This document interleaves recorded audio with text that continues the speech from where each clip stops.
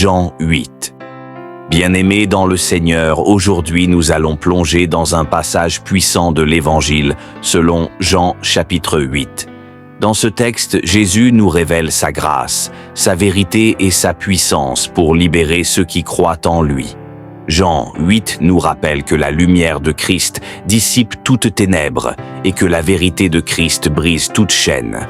Avant d'aller plus loin, je t'invite à t'abonner à cette chaîne afin de recevoir chaque jour un message qui fortifie ta foi, une prière qui restaure ton âme et une parole qui éclaire ton chemin. Dans Jean 8, Jésus dit « Vous connaîtrez la vérité et la vérité vous affranchira ». Jean 8, 32.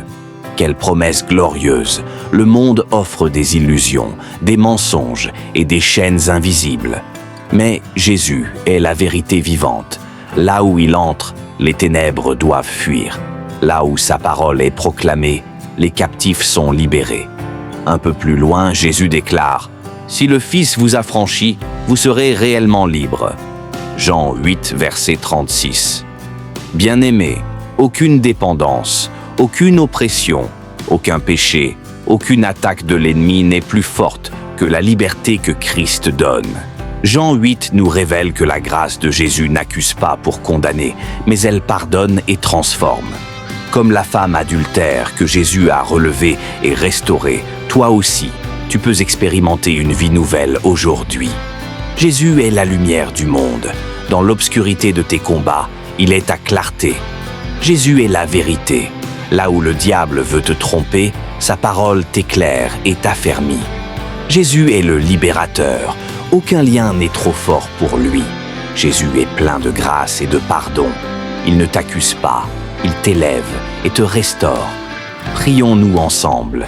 Seigneur Tout-Puissant, Dieu de gloire et de vérité, nous venons devant ton trône aujourd'hui en nous appuyant sur ta parole dans Jean chapitre 8.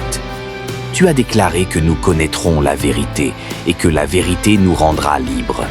Seigneur, nous croyons que Jésus est la vérité vivante. Père, nous déposons devant toi toutes nos chaînes, toutes nos faiblesses, toutes nos luttes cachées. Seigneur, comme tu as dit à la femme adultère, je ne te condamne pas. Aujourd'hui, nous recevons ton pardon et ta restauration.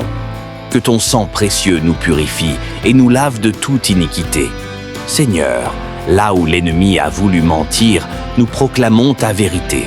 Là où les ténèbres ont voulu régner, nous proclamons ta lumière.